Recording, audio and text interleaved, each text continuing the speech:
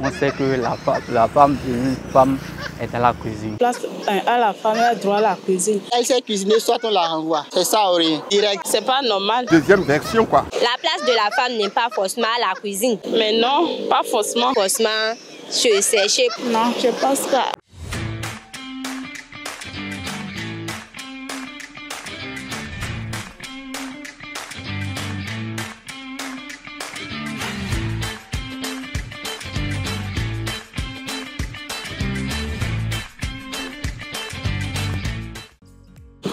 Amis internautes, bonjour, je vous espère en forme, je vais également très bien.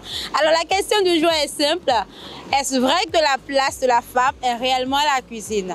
Allons découvrir les réponses de nos amis de la ville de Parakou. Let's go! Bonsoir madame. Bonsoir. Comment vous allez? Ça va très bien. Alors dites-moi, est-ce que selon vous la place de la femme est réellement à la cuisine? Bon, selon moi, non. La femme d'une femme est dans la cuisine. La femme d'une femme est dans la cuisine. La place d'une femme est dans la cuisine. Sa place est à la cuisine. Un homme doit aller chercher et venir retrouver sa femme à la maison et manger. Comme le riz, la pâte, macaroni, akassa, hors d'œuvre, en tout cas, etc. Et la place de la femme est à la cuisine. Parce que la femme est censée préparer de bons repas pour son mari. Bon, en tant que femme et être mariée, si on ne maîtrise pas la cuisine, donc c'est inutile. C'est pas à la femme seule de cuisiner, non. L'homme aussi peut cuisiner. La place de la femme n'est pas forcément à la cuisine. Les hommes n'aiment pas les femmes paresseuses. Ils aiment les femmes qui vont se sécher. Mais c'est un travail qui va cuisiner à sa place. Elle pourra le faire, elle est quand même une femme, non? Elle saura s'organiser. Cuisiner à la fois et travailler. Bon, ça ne gêne pas parce que de nos jours, on voit des femmes fonctionnaires. Pourtant, elles sont mariées, non? Une femme, sans le mari, il doit nous faire une cuisine.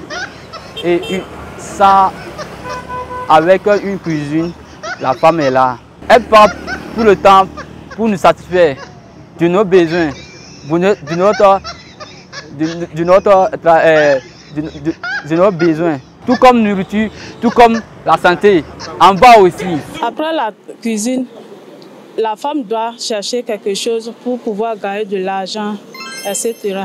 Si la femme a appris, elle peut ouvrir son atelier, elle va commencer par travailler un peu et trouver un peu de l'argent pour pouvoir aider son mari aussi et les enfants. L'homme est censé aller chercher, amener et donner à la femme. La femme, à son tour, doit cuisiner un bon repas pour son mari. Mais s'il n'y a pas ça dans le foyer, c'est inutile pour le mariage. L'homme peut apprendre à cuisiner. À ton absence, il peut préparer. Mais à ta présence là, tu es obligé à faire la cuisine. Et si tu ne maîtrises pas correctement, donc, ce n'est pas la peine. Soit elle sait cuisiner, soit on la renvoie. C'est ça, Aurélien. Si la femme ne sait pas cuisiner comme le veut son mari, l'homme peut l'aider à apprendre à cuisiner.